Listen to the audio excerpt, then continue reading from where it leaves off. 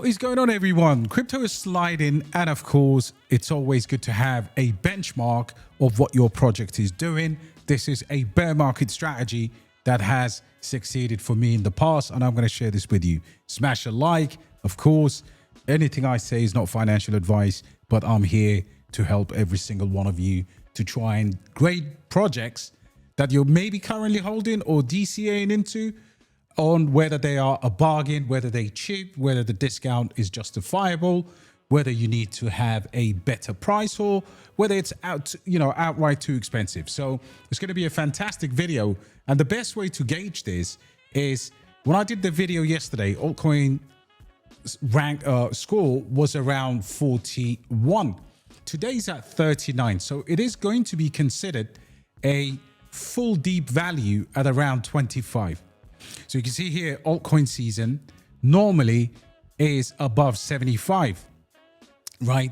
And Bitcoin season is what we're currently in now, but deep value comes at around 25. So just remember that at the moment, in terms of the outperformance of what we need, top 50 performance overall in the last 90 days. And when you're looking at XMR, the likes of Paxos Gold, and others like that.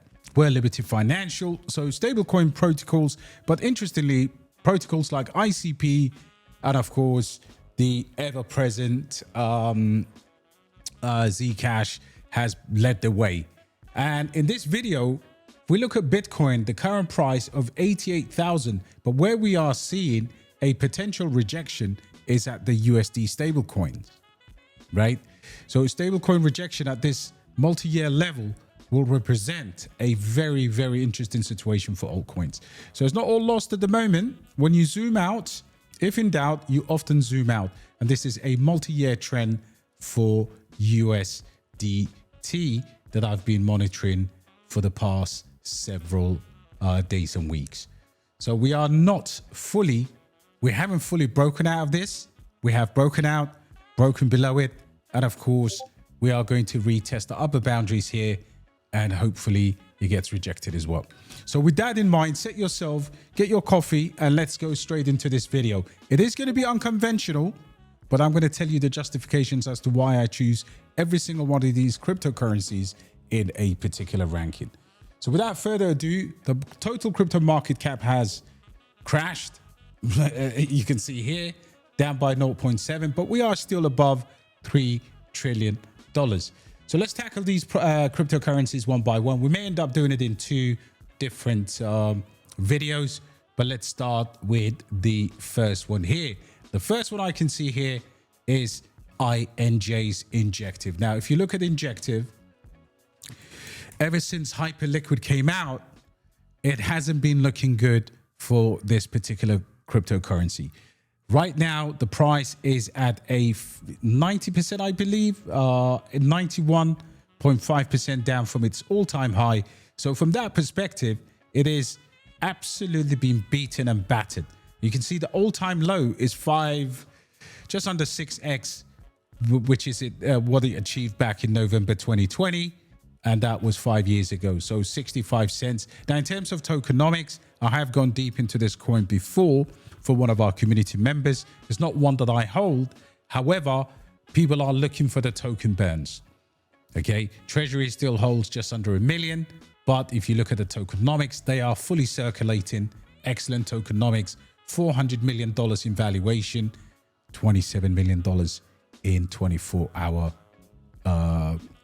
of volume. Now, if you can see this price, right, all-time low 65 cents, but we've come close to that back in March 2023, and of course December 2022 it was doing around $1 something. So $4 is not really a million miles off from where it was in the bear market. Of course, it's still double from that $2 back in early January 2023, which was at the bottom of Bitcoin and the bear market.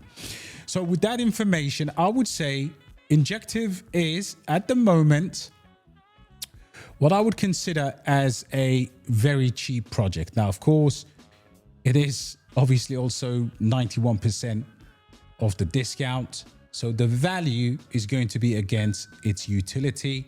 And for that, I would say at the moment, it's 50 plus off.